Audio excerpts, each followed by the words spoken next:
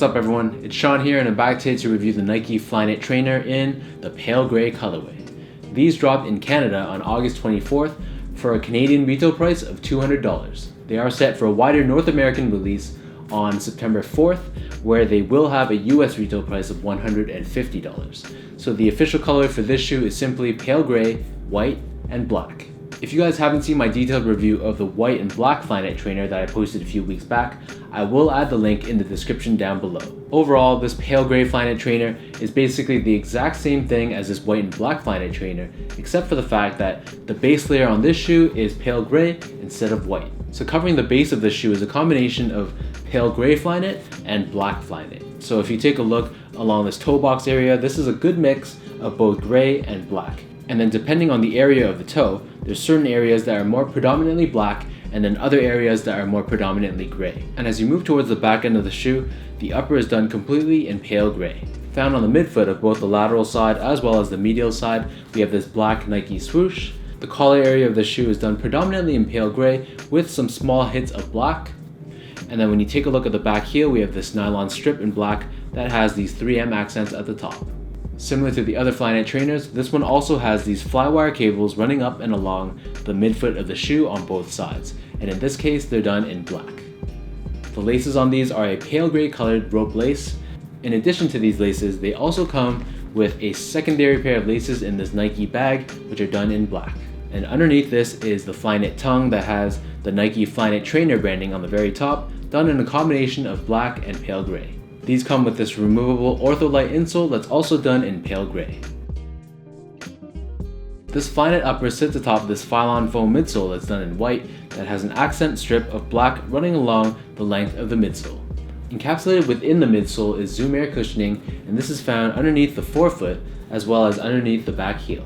Flipping the shoe to the bottom, unlike the white and black Flyknit trainers where it was completely done in white, in this case this is done in a combination of both white and black. All the rubber on the outsole is done in black, and then the white portions are the exposed foam. We have this waffle traction pattern running up and along the length of the shoe, along with this Nike Plus logo in the middle of the shoe.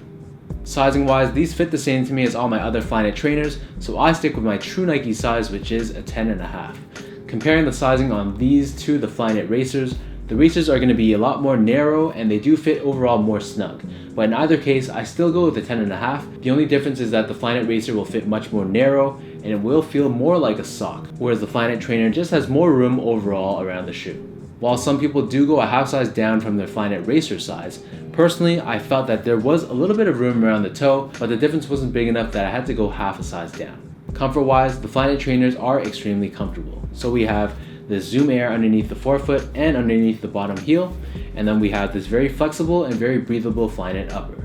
In terms of the base of the shoe and how this feels on feet, the Flyknit trainers do have a much more wide and much more stable base compared to that of the Flyknit racer.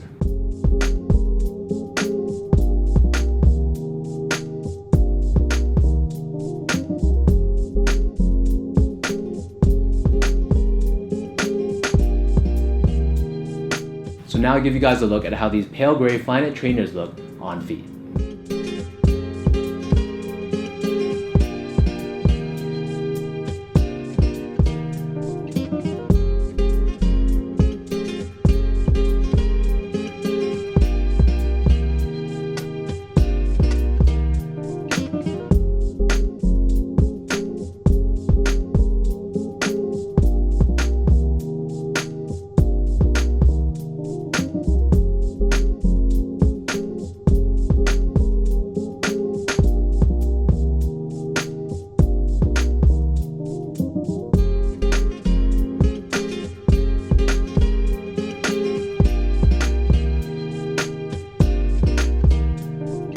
Overall, in my honest opinion, I feel like there's some good and some bad with this pale gray Flyknit trainer. So first off, with the good.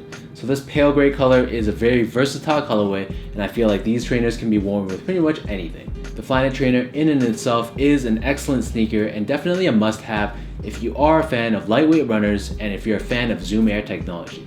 If you weren't able to get your hands on the white and black colorway, then these are a definite must cop in my opinion. However, this does lead me to my next point, which is the bad. So as you can see, just holding them side by side, these two colors do look very, very similar to one another. Some say that these pale grays kind of look like a dirtied version of the white and black trainers. So that really is my one and only negative point. If you already own a pair of these white and black trainers, I'd say that these pale grays aren't a must cop. The case between these two shoes kind of reminds me of the Yeezy Boost 350 V2, where the Oreo colorway kind of looked like the copper colorway, which kind of looked like the green colorway.